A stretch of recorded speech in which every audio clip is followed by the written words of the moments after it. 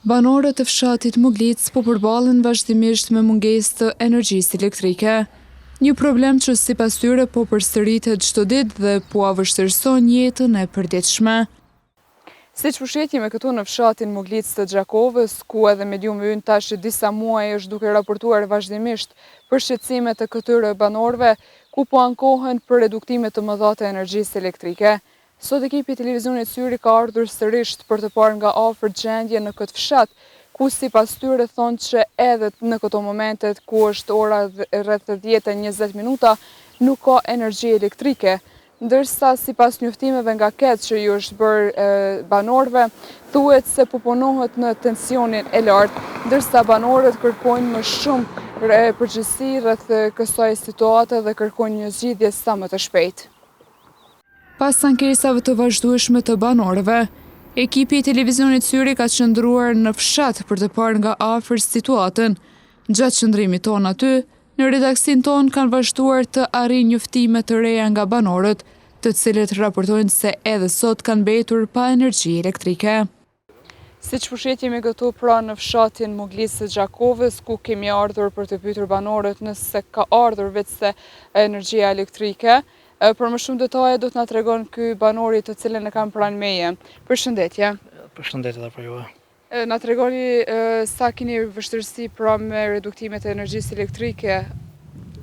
Po me thënë drejtën, kemi shumë redukime. Kemi të paktën 2-3 herë në javë në ora 8 deri në ora 4-5 mramjes. Tash ku verë, me siguri se problemet janë shumë mëdha. Sa është vështirësi kjo për juve? Normal se tash janë vesnija, gjithë janë me rrymë, nuk kena mo tash prajta se herë me dru, po partitë janë të mëdha.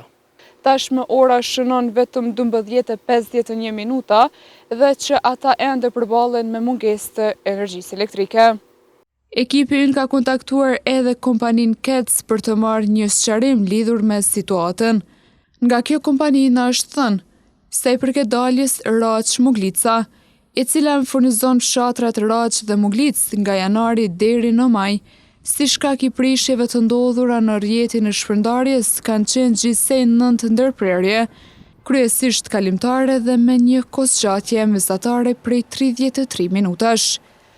Megjithatë, banorët e Muglicës pretendojnë të kundërten, duke deklaruar se gjatë ditës përballen me mungesë të energjisë elektrike deri në mbi 8 orë dhe se këto reduktime janë shumë të shpeshta.